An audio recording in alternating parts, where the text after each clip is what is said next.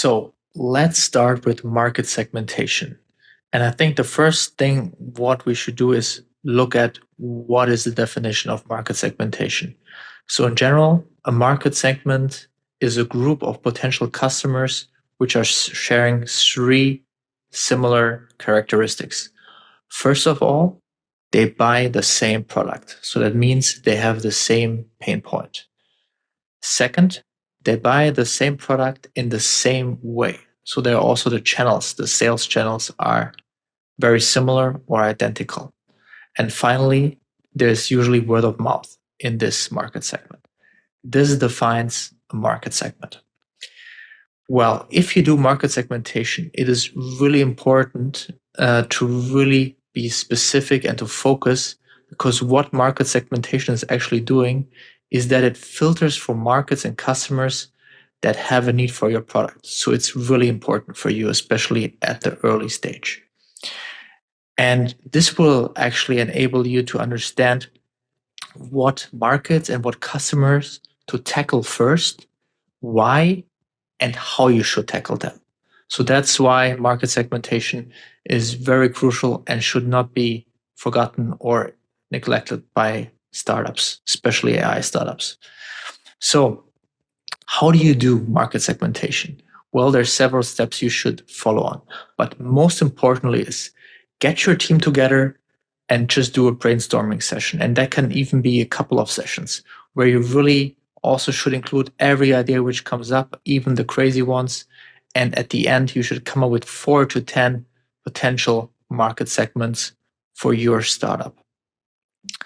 When you narrow it down to the 4 to 10 startups and 4 to 10 markets in that area, well, there are several filters you should follow on. The first one is your personal filter. Are you as a person, as a founder, interested in spending your next 6 to 10 years? Because that's how usually it takes to build up, especially in climate tech, a startup, to spend that time in that market. Is that something you really are passionate for? Second one is the business filter. So how does the business look like in that market? How is the competitive situation over there? What are some strategic considerations? That's what you should keep in mind. And we'll focus on that point later as well. Third is the external filter. So besides your internal team, do you need external resources which make your startup successful? Without them, you might be not successful. So be very good in your analysis and very comprehensive in your analysis that you consider those factors. And finally, there's the execution filter. And that really usually consults out of your teammates, out of your partners, and internal capital required, obviously from investors, to drive further your business in that potential market segment. Well, it is really important here for you to note, whenever you do market segmentation, really base it on primary market research. So this is really crucial, and I cannot stress that often enough. Don't just read secondary market research, so industry reports, consulting reports, which are great. They're great to educate yourself about that market, but they're not very appreciated, especially by investors, if you want to identify a pain point which has not been discovered yet by other startup founders. So really focus on primary market research. So what are some common pitfalls? The first one you really should focus on is don't sell to anybody or to every customer who wants your product. Be very focused, be very concise. And why is that? That sounds a little bit contradictory, but actually there's a sound logic behind that. So first of all, it might take a lot of resources to fulfill this customer's ask. And this customer's ask is very unique, and there's maybe not a large market. So there may be 10 customers, and they're not enough to really get you on a profitable track. So this is why it's super important to really stress that the market you're targeting is large enough. This is extremely important. In the worst case, what could happen is you spend a lot of resources to fulfill this customer's requirement, but then you don't have enough money left to pivot to other larger market segments or beachhead markets, which you would need to get your startup on the profitable track. The second one is, which I already briefly mentioned here, is don't do secondary market research to identify your market and to identify a problem in that market. You can use secondary market research to educate yourself about that market, to get fluent in that industry.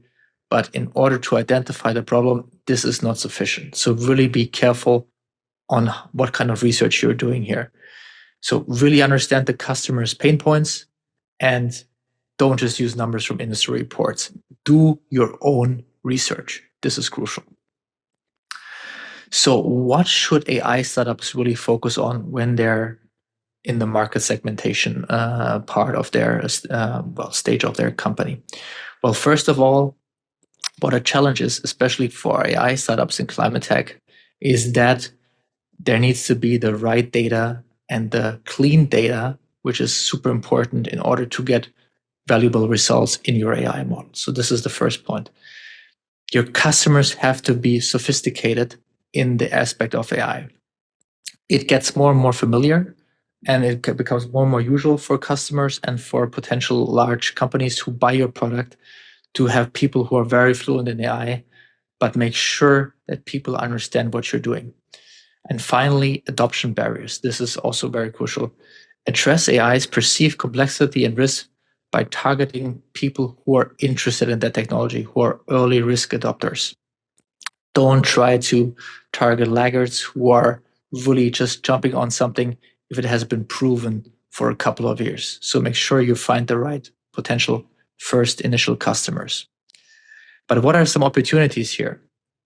Actually, especially in very large industries, AI can play a huge and really impactful role in improving efficiency, increasing quality, reducing costs. So all of these aspects is what AI can deliver. Another point is that this is a little bit tricky, is that when you have built a model, it can be also used for very similar industries. But in that case, you really have to make sure you adjust your data set and you just retrain your model. So this is what you always have to consider on that point.